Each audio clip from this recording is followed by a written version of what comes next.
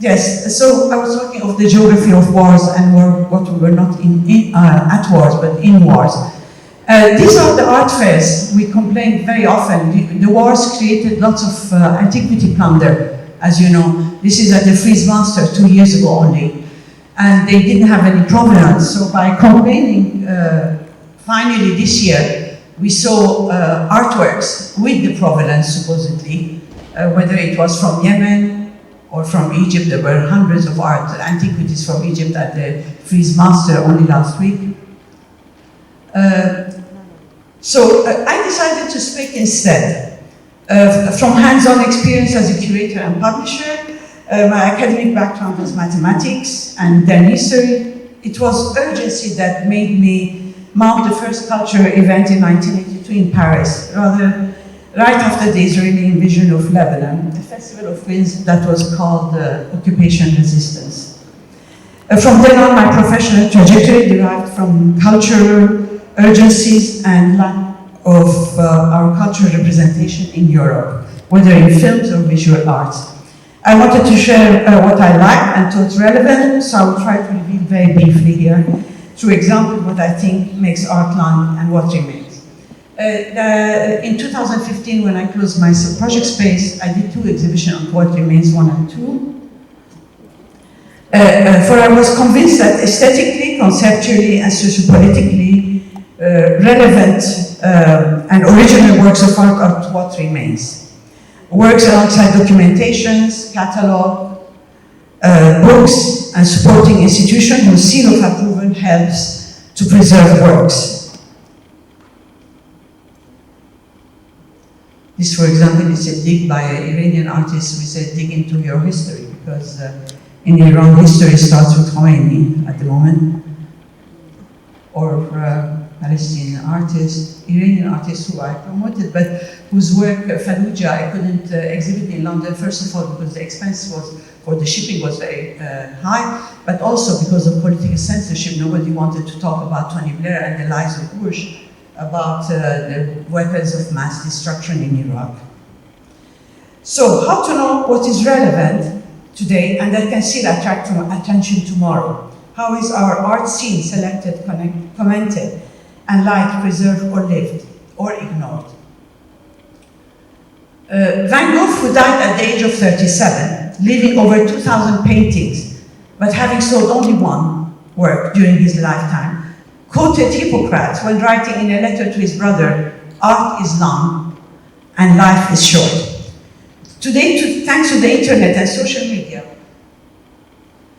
the world has access to quite a number of artworks produced in our region. Even so, the regional representation is quite haphazard and is often based on auction catalogs, something that started in 2007-8 onwards. Today, many art fairs in Dubai, Abu Dhabi, Morocco, Beirut, London, and Paris cater for MENA and African art. As for museums, they are very institutionalized in the West and often follow the agendas of the foreign and cultural ministries at the top of their pyramids. This depends on bans, gaps, and fashion. Today it's black art or LGBT, lesbian, gay, bisexual, and trans. Yesterday it was old ladies. Agendas and themes that institutions cater for rather than after having neglected them for decades. I'm, of course, not against saving any of these categories, which were always part of life and history. Old ladies, here Etel Adnan, who was in Documenta in 2013, and Monique Farman-Farmanyan, who was recently exhibited a few years ago at the Guggenheim, have been artists and names that today are big hot names, but these are artists that are promoted more than 20 years ago, 30 years ago, without a single institution paying attention to them. When black art became fashionable, Ibrahim Salehi, the Sudanese artist, had the first solo show in Arab-African artists at the Tate. Other gaps were to follow, Dia Azawi with Sabra Shatila, and acquisitions continue now. However, when Tate Modern exhibited their first solo Arab artist in 2013, Salwa Dasheir, a 95-year-old Lebanese sculptor and architect, who rarely exhibited in her own country or elsewhere, I was a bit surprised. Could not understand the criterion of choice. Was she really the most relevant artist, sculptor in terms of quality or originality in our part of the world? I personally think Adam Knay, if we had to choose a sculptor, is not only 100% more original, but unlike Salwa Rada Sheikh, he was also the subject of several monographs, was then capable of traveling and talking, while Shukair had dementia and was on a wheelchair. So I wonder whether Western curators prefer to interpret art from our part of the world rather than allowing the public to hear and see an artist's words and word. Those living in the West, of course, have better exposure. Bader Attia here, wonderful artist who lives between France and many countries, Mona Hatoum in UK, Shirin Nishat in New York, or Marwan Kasabji in Germany. These are among the few who have been promoted in the Western institution and have solo museum shows and many monographs. But shall we count on Western institutions, auction houses, or buyers to decide who are our more relevant and inspiring artists? How can we better represent our aesthetics, conceptual and sociopolitical concern? Artists and galleries are the ones who, sorry, I think I missed an image here. Artists and galleries are the ones who make art visible. Researchers, critics, writers, publishers, art magazine play an important role in that pyramid. So why not invest and encourage publications, documentations on artists and balance the imbalance? Somebody like Susan De Funa puts all her investment in publishing books, really, and it's a very good investment in my opinion. I do not want here to open the issue of double standards in Western academic degrees. I personally think not many are qualified to give PhDs on Middle Eastern art, contemporary art, but I refer you to a funny book by the Iraqi-Lebanese architect, I recommend it highly, a comedian and architect called Carl Sharu. He lives in London. He signs under the name of Carl Remarks. And with his book, and then God created the Middle East and said, let there be breaking news. Which illustrates with humor, really, those double standards. Apart from fashion and agendas, should we not give our support to talented artists, whether male or female, old or young, those who have the pulse of our world and work on urgencies, mostly those who have something to say? This is Abdurrahman, a Palestinian artist who lived in the camp of Sabra Shatila, who works only with wires and corrugated metal. Ayman Malmaki, Mahmoud Obeidi, an Iraqi artist who lived at some stage in Canada and Qatar, and then built a museum in north of Lebanon near Byblos. This is the architecture with the Azawi, and on the top you see his work. Or Bahia Shahab, that most of you know, probably here in Egypt, because she teaches at the American University of Cairo, a wonderful artist. And many, many others, who some of them are here in this room that I don't mention.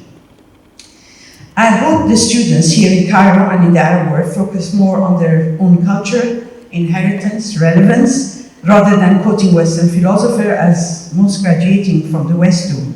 Here too I have nothing against Jacques Derrida, Michel Foucault, Gilles Deleuze, Lacan, Bourdieu, Barthes. For some of the references, in fact, address the relationship between power and knowledge and how they are used as a form of social control through institutions. Few will refer to Arab historians such as Edward Said, as the distinguished academic Fouad El-Khouri, the author of Tents and Pyramid. I highly recommend that book. Games of Ideology in Arab Culture and Backgammon to Autocratic Rule, to the economist and historian George Corm, who wrote many books, mostly in French. Unfortunately, the British, when they want to translate it, want to put always the word of Islam, and he refuses. He says, no, Middle East, not Islam. Proche-Orient éclaté. And Monir Faché, a wonderful Palestinian mathematician who taught for decades in Harvard, and who now is encouraging out-of-the-box learning in Ramallah. I advise you to see his TED Talks on YouTube, really. But let us take some examples to illustrate some important points. Here is the Museum of Al-Ahne. Most of you have, in Egypt have been there. He came back in Egypt in '96 at the age of 67 and built his own museum in the years left to him. A great artist who knew where his relevance would not only be acknowledged but also preserved. The Metropolitan Museum in New York gave him an exhibition in 1999 jointly with Farouk Hosni in order to get some Egyptian antiquity for the exhibition. But not a single European museum, to my knowledge so far, has given him deserved exposure, despite the fact that he lived for over 30 years in Europe. Another artist is Ahmad Mustafa, a British-Egyptian artist from Alexandria, who lives between London and Cairo. When 5 years ago I presented many of his monographs and publications to Tate Britain, because he's British, and images of his work in his studio, the recent tapestries, huge works, really magnificent. I did not get any response. So what to conclude? That in the midst of all the negative images of self-proclaimed Islamic states and caliphats that everybody mentioned in the radio, they choose to ignore beautiful works. How are we to impose positive images of the Arab world or artists from our region who have something to say, beautifully and with originality? Do such institutions prefer the banal to the exceptional? Is beauty not associated with our region? Why are we not forceful enough to impose our images and not the perception of us?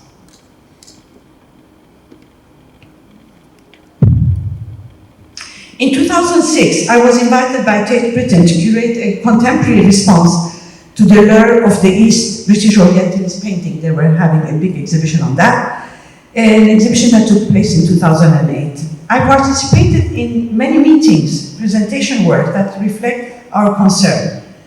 But it was hard to defend Middle Eastern or North African artists because the majority either, one, did not have monographs, two, were not British. So, after many compromises, we had to go for a solo exhibition of a British-Iranian photographer, Mishra Tabrizian, who had several monographs. As a result, I put my frustration into 4 parallel exhibitions called Here We Are at Leighton House Museum, which included works by artists who over time have become more important now and known. Munir Farman-Farmayan, Walid Siti, Farhad Ahranian, and Hassan Hajraj. Another question is, how long does it take an institution to decide an acquisition? Because they are the ones that keep the art long. Here too, I would like to illustrate the issue with some work of the artist. Here is an exhibition I did in Liverpool, in a group show called Arabicity. One of the works was Ayman Balbaki, an installation he made there at the Blue Coat. And I proposed that after the exhibition that Tate Liverpool can have the work as a gift. As in Liverpool, storage is less of a problem and much cheaper buildings. But they too explain that museums have limited storage, so the beautiful work at the end was sold to a collector in Dubai, but since exhibited it on several occasions. So did 2 other bodies of work, which end up in foundations and museums in the Gulf. This is the work of Chantal Titian, many of you know, the late Chantal Titian, and Fathi Hassan. So apart from monographs, storage and preservation is an issue. This brings me to a major dilemma to which institution in the Arab world can we gift, delegate, or trust the safekeeping of artworks, collections, or artist estate, because many artists are now dying, and truly I would like to do something with the estate, put them in museum, but it's not an easy job. At this stage, none of these institutions in the Arab world come to my mind. We know Institut du Monde Arabe in Paris, it is entangled in corruption issues and changes are very slow to come. We know that, for example, Madhaf, the contemporary modern Arab art, in Qatar, who opened in 2010 and has deep pockets, acquired many major series of works by artists from our region, some 7,000 by the way.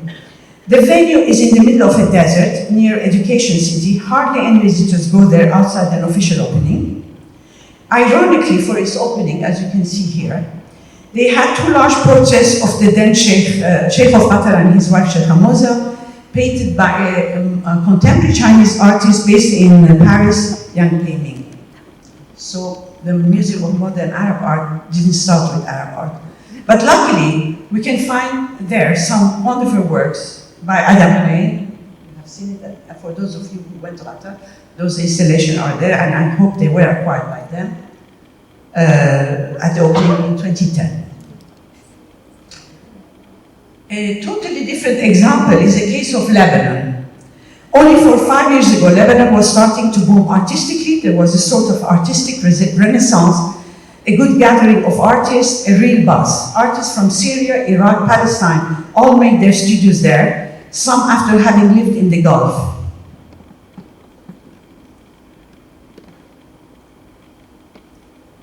This is by Ubaidi, Badr Atiyah, Ahmed Matar in Saudi Arabia. These works were selected only from collections in Lebanon. It was called Aruba, the Eye of Lebanon. I wanted to know what did the Arabs collect in the last 10 years in Beirut itself, in order to avoid shipping and customs clearance and so on. Mahmoud Shubair. And lots of factories in the Armenian district of Bosh Hamoud also were transformed into culture center where artists occupied those space and exhibited. Collectors were made, lots of collections. There were something like 20 collectors in Beirut when I did that show. And really some fantastic foundation and new museums were created.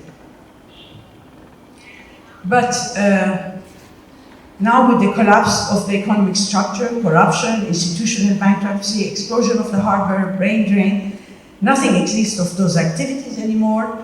Were so exciting in Lebanon only 3 years ago. Most artists had to leave the country, those who came from Iraq, Palestine, Syria, and because the banks in Lebanon hijacked their capital. This fragility means that you cannot donate any artist estate, any collections to any institution to an Arab country because there is no guarantee of long-term protection, good exposure, accountability, and security. A sad story that reveals our vulnerability. But fragility is not something we only feel in the East and the South. Today, COVID has reduced even the hopes of Met in New York, cutting funds, cutting staff, cutting visitors and patrons. So nature works in very mysterious way. What we need in art and in governance are institutions with solid base, transparency, accountability, trustees, boards of advisors, proper budgeting, staff security, a pyramid rather than a tent, so that if a stone is removed, it can be replaced. But we need to build our own pyramids of art, whether with public or private funds. So I quote another Van Gogh quote: "One must, without doubt, without hesitation, with assurance, admire what is beautiful." And that is why I would like to finish this talk, because I wanted to go fast after the long and wonderful speech of JR. This is the work of Rashid Qureshi. Some of you know this wonderful Algerian artist who has been working for over 40 years now with signs. This was an exhibition at the Haus der Kunst in Munich if my memory is correct, in 2010, yes. He worked with Egyptian tent makers. He comes in the countries, he goes with Tunisia, he goes to Aleppo, he worked with silk worker, here with the tent makers, and here he reversed the jihadist flag, which is black with white writing, and in here we have it in white background and black writings. So he collaborates with lots of craftsmen, whether in Spain, Aleppo, or Egypt. And I found his work absolutely wonderful and inspired. This is a designer from Egypt, by the way, who did that. The group show was called The Future of Tradition, the Traditional Future. Please try to get the hold of the book. It was a wonderful show. It is on Amazon, I think. But here are his latest work, because he works, of course, and the artworks pay for many social projects. One of them is restoring old Medina houses in the Medina of Tunis, which are getting destroyed, and make it into oasis of peace, and where people can go. Another one is to plant something like 60,000 palm trees in the middle of the desert in Algeria, in the south of Algeria, where his family was originated, digging 300 meters below sand to give water to the palmeraie. You know, some of the dates, one palm tree can give 300 kilos of dates per year. And another magnificent social project on which I would like to finish this talk is the African cemetery he built in Zarzis. It's near Djerba in the south of Tunisia, where, as you know from the news, so many immigrants' bodies died in the sea and are shifted to the south. So there were something like 300 bodies in the garbage bins in Tunisia, and he bought a big piece of land, and he built up cemeteries for them so that he honors them by making it beautiful and as an African cemetery.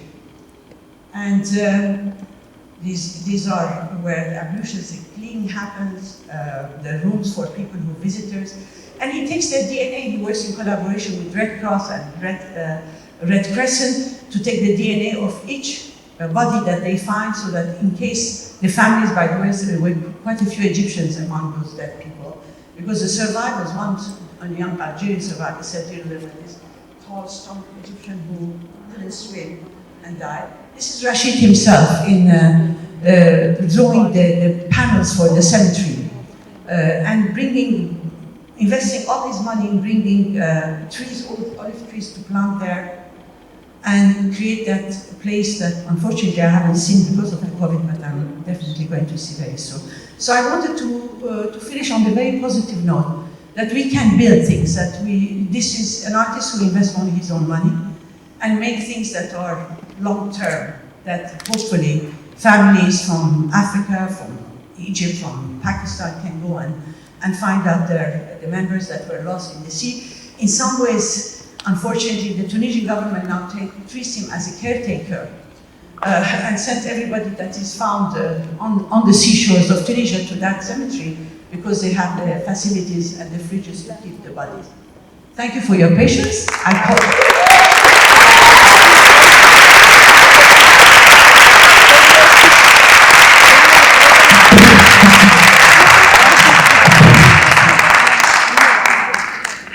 There are any questions, but I think we're probably a bit late for the next speaker. No? No? Sorry? Are there any questions? If there aren't, it doesn't matter because there were so many things that I cut through here. When we mentioned people, we mentioned Abdelrahman, how I haven't been recently to the Contemporary Museum, but I want to know I asked actually Ardegil to have some postcards to distribute to people, to write to us who are their favorite artists, who do they think we should preserve, put in museum, what are the institutions they like and they recommend for us, whether in Egypt or in the Arab. There are postcards here, distribute them, and it would be nice to have the opinion of the public on what are the artists and the institution they recommend. Because I'm finding it very, very hard to place the works of many artists, those who are reaching my age and a bit older, they are dying. And they have wonderful piece of works and they're a bit late for the institution to wake up, and it takes time, it takes almost 2-3 years for them to decide, even if you gift it, because they have to have committees and decision and in which exhibition they are going to put them later on. So it is quite a problem. However, we know that we are obliged to publish. I see a few artists, Nermina, encourage her to do catalogs and books, because this is the only way to know who are speaking. I see Samir, who published a book on his father, Abdullah, and those publications had a lot institution, because I remember when I defended the artists, the people in the Tate loved them, but they said, how many monographs? You have to have minimum 3 to 5 monographs before we consider them. And I didn't have those monographs to show to the institution in order for them to choose. So I highly encourage students, teachers, everybody to really go, if they don't do books, they don't have money, with your iPhone, with a digital camera, go and interview the artist. Make a documentation. Don't go and interview them when they are dead and they have one foot on the, they are dying. The only documents we have now of Edward Said is when, at the end of his leukemia, while this was a gorgeous man 10 years before, very seductive, very elegant, very fantastic speaker, and the documentation we have is when they are very old. So do your documentation when they are young, when they can speak, document their archives, because people think, but we don't have archives. In fact, if we go to the artist studio, there are lots of archives, lots of catalogs. And this is something I encourage really the students here at the American University of Cairo and elsewhere to do it. Because when I see the degrees that are given for people who think they know about the Middle East, they go 1 week in Dubai and they become experts, and their teachers in America give them PhD. I don't know on what basis. I really don't understand what are the books they refer to, what languages they read, and so on. So we have to put our standards a bit higher and be more demanding.